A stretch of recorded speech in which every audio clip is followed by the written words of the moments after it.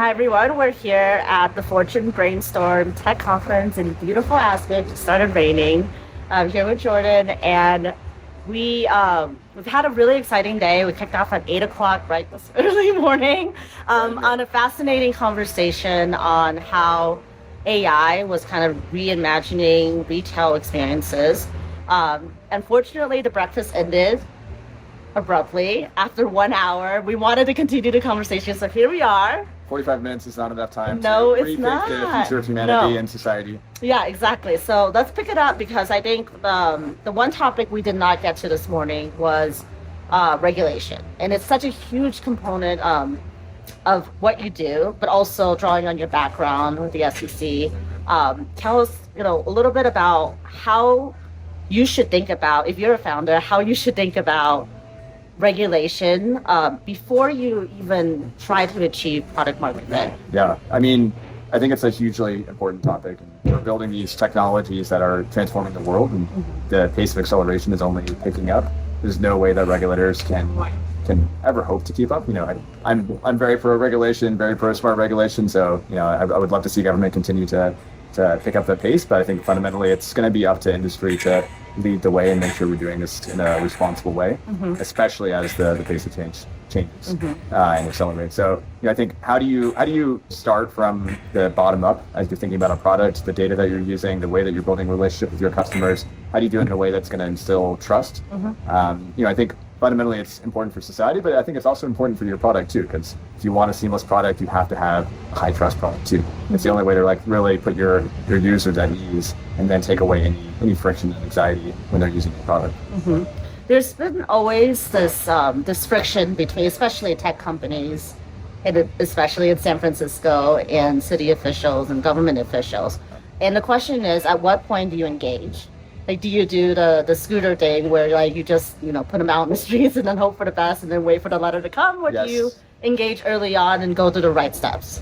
Yeah, I wish I could say that it's better to do the right thing, but we've certainly seen over and over again hyper successful startups get rewarded for outright breaking the law for years and years at a time.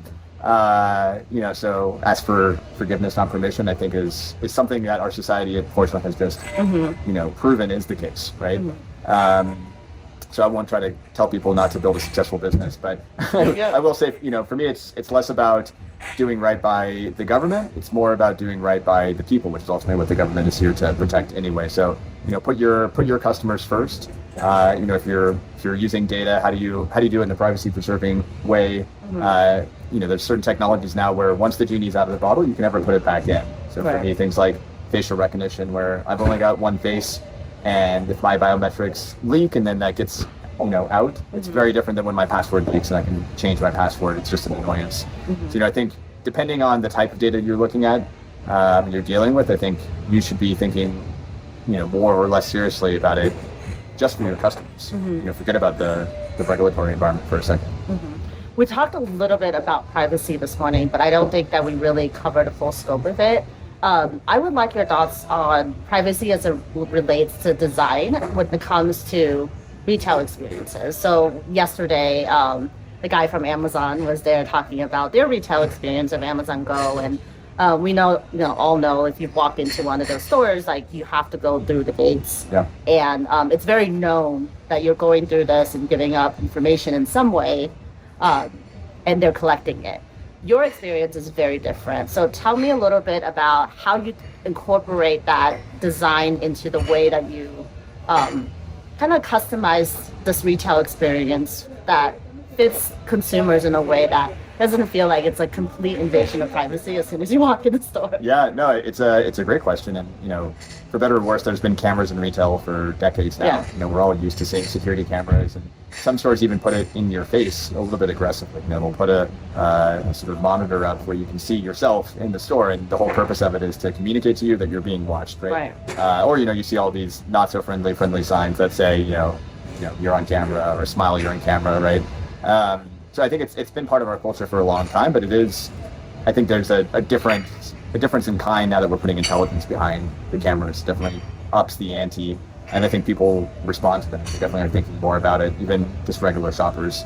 So just being super transparent about what you're doing, what is the data you're collecting, what are the data that you're not collecting. For us, we don't do biometrics, we don't do facial recognition, making sure that we're super transparent about that. But also transparent about what we are trying to achieve, right? We are trying to deliver a great experience to shoppers. We are trying to drive insights to the store too, but in a way that's privacy preserving and anonymized, so that not, stealing people's data and figuring out their shopping patterns. So I think it's really about that transparency.